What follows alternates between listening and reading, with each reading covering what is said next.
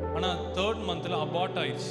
Abort ஆகுறதுக்கு முன்னாடி எனக்கு ஒரு ட்ரீம், கையில் வந்துட்டு அபார்ஷனான குழந்தைய வச்சுருக்கிற மாதிரி. அடுத்த நாளே அபார்ஷன் ஆயிடுச்சு.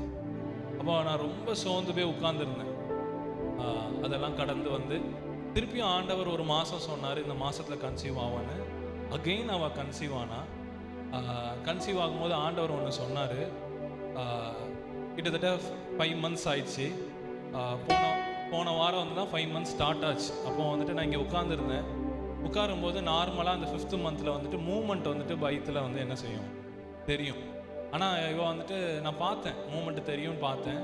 இவ எதுவுமே என்கிட்ட சொல்லவே இல்லை. சரி நம்ம சொல்லி அவள் ஸ்ட்ரெஸ் ஆகி, அதனால அவள் என்கிட்ட வந்து கேட்டா, இந்த மாதம் வந்து நமக்கு மூமெண்ட் தெரியுமா அப்படின்னு கேட்டா.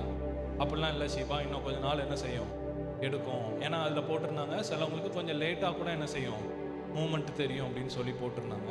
போன வாரம் அப்படி தான் இந்த சேரில் வந்து உட்காந்துருந்தேன். அப்போ ஆவியானவர் என்கிட்ட சொன்னார், நீ ஏன் இன்னும் 2 மாதம் வெயிட் பண்ணுற? அன்னன்னைக்கு உள்ளது அன்னன்னைக்கு உனக்கு என்ன செய்யணும் கிடைக்கணும். இப்போ கேளுன்னாரு. இவா சடனாக சொல்கிறா, பிள்ளை எனக்கு வந்துட்டு பிள்ளை உதைக்க மாட்டானி, இந்த டைமில் என்னை உதைக்கிறது தெரியுது அப்படின்னு சொல்லி சொன்னான். நான் இதை உங்களுக்கு தீர்க்க தரிசனமாக சொல்கிறேன். உங்களுக்கு இன்னைக்கு வேணுங்கிறத என்ன செய்யுங்க, ஆண்டவர் நாளைக்கு தருவார், நாளை கழிச்சு தருவார், இல்லைன்னா அந்த அடுத்த வருஷம் தருவார். அடுத்த வருஷம் நம்ம கடன் முடிஞ்சிடும் அப்படின்னா இல்லை. ஆண்டவர் சொல்கிறார், இன்று நின்று கொண்டு நான் செய்யும் ரட்சிப்பை பாருங்கள் சொல்கிறார். அவர் ஒரு அழகான ஒரு ஜெபத்தை சீஷர்கள் கேட்கும்போது சொல்லி கொடுக்குறாரு.